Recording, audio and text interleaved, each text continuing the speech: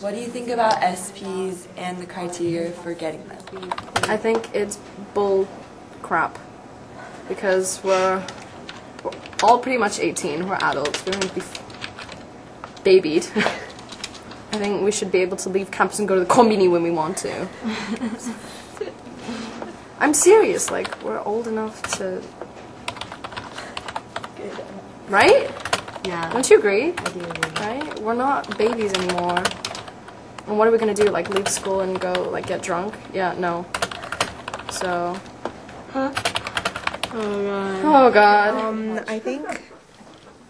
I think the effort 3 is pretty stupid because if you have a decent grade, then you should have SPs even. Yeah, effort is 3 shouldn't be counted. Consider a decent grade, like A decent grade?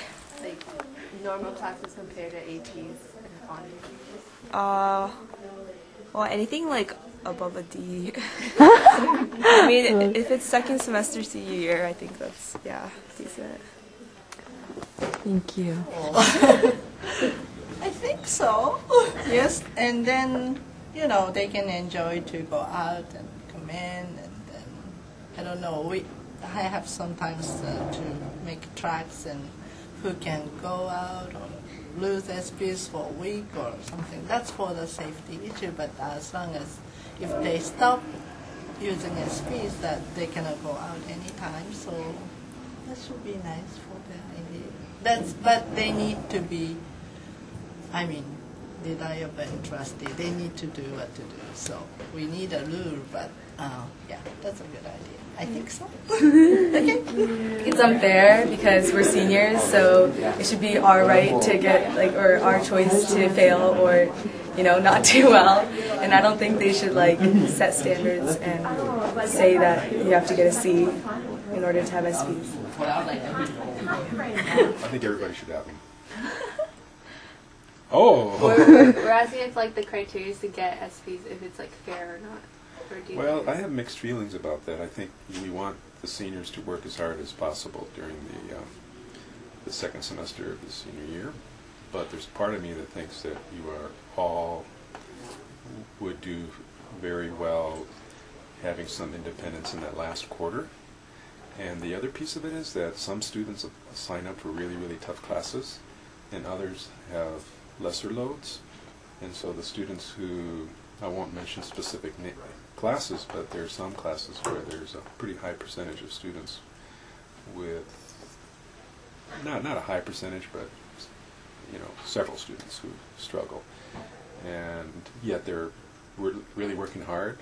On the other hand, when it's based on the effort grades, it's hard for teachers sometimes that, if you look at the grade, it may seem like that the student is not working hard, but in fact, that student could be working hard. It's just that the teacher doesn't know about it.